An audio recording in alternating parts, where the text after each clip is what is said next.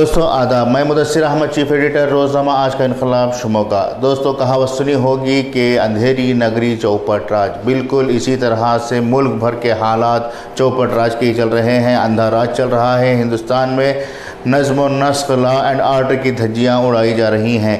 سب سے پہلے بات کرتے ہیں ڈاکٹر ظفر الاسلام۔ ڈاکٹر ظفر الاسلام دہلی مائنارٹی کمیشن کے چیئرمین ہیں اور ان پر آج کل ملک سے غداری کرنے کا مقدمہ چلانے کی کوشش کی جا رہی ہے۔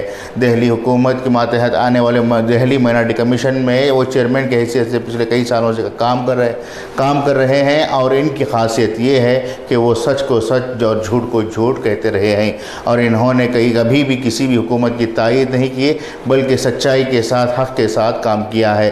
ایسے میں ان پر ملک سے غداری کرنے کا مقدمہ درج کیا گیا ہے، وہ بھی محض معمولی سے شخص کی شکایت پر۔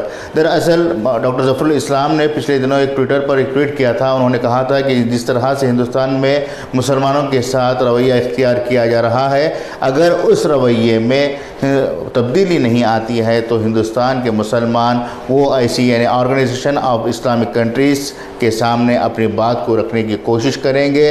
ہو سکتا ہے یہاں اگر انہیں انصاف نہیں ملتا ہے تو وہاں سے انصاف کے لیے کم از کم دباؤ تو پڑے گا۔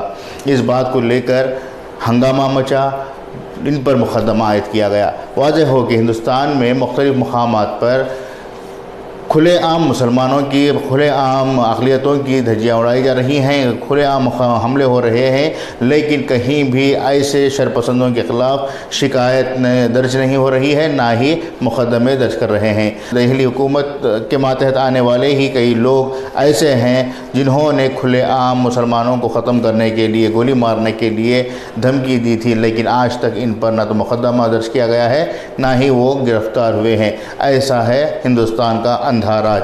ہو سکتا ہے کہ اس ویڈیو کے بعد بھی ہم پر بھی کارروائی ہو، کیونکہ ہم کہہ رہے ہیں کہ ہندوستان میں جو قانون چل رہا ہے وہ اندھا راج کا ہو، لیکن اس کی پرواہ نہیں، کیونکہ حق اور باطل کی لڑائی میں ایسا اکثر ہوتے رہتا ہے۔ دوسری بات، کرناٹک کے ایک IAS آفیسر کے جو بیوروکریٹ ہیں محمد محسن، ان کے تعلق سے بھی ہم آپ کو بتاتے چلیں کہ انہوں نے پچھلے دنوں اپنے ٹویٹر اکاؤنٹ پر اپنی ذاتی رائے پیش کرتے ہوئے کہا تھا کہ تبلیغی جماعت کو لے کر جس طرح کا برتاؤ کیا جا رہا ہے وہ ناقابل قبول ہے۔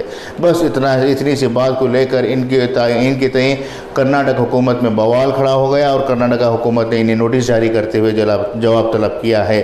کیا ہندوستان میں کسی مظلوم طبقے کے تعلق سے بات کرنا جرم ہو چکا ہے؟ یہ سب سے بڑا سوال پیدا ہو رہا ہے۔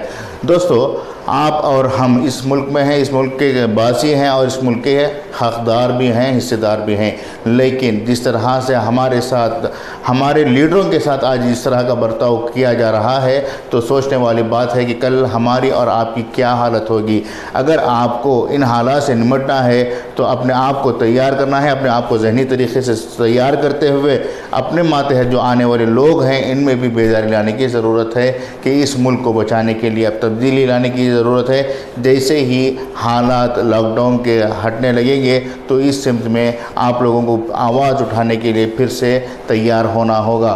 دراصل حکومت یہ سوچ رہی ہے کہ لاک ڈاؤن میں رکھنے کے بعد ہندوستان کے عوام، ہندوستان کے مسلمان اور ہندوستان کے تمام اقلیتی اپنے حقوق کے لیے آواز اٹھانے سے گریز کریں گے، لیکن ایسا نہیں ہونا چاہیے، کیونکہ جنگ آزادی کے بعد اگر کوئی بڑی جنگ چلی ہے، کوئی جدوجہد چلی ہے تو وہ ہے NPR اور NRC کے لیے، اقلیتوں کے حقوق کے لیے آواز اٹھی ہے۔ اس آواز کو اور بلند کرنے کے لیے، اور اٹھانے کے لیے، اور اجاگر کرنے کے لیے آپ تمام کا، ہمارا سب کا ساتھ میں رہنا ضروری ہے۔ یہ مختصر سا پیغام آپ کے لیے ہے، آج کے لیے ہے، لیکن کل نئی بات کے ساتھ، نئی فکر کے ساتھ آپ کے ساتھ دوبارہ شامل ہوں گے۔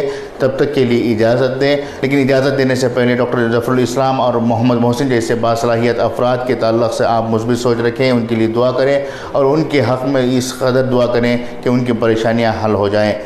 آخر میں ہم آپ سے یہ بھی گزارش کرنا چاہتے ہیں کہ ہمارے ویڈیوز کو آپ آگے تک پہنچائیں تاکہ لوگوں تک پیغام پہنچے اور حق کے لیے جو آواز اٹھ رہی ہے اس آواز کو تقویت پہنچے۔ اجازت دیں، میں میزبان مدثر احمد آپ سے اجازت لیتا ہوں۔ شکریہ۔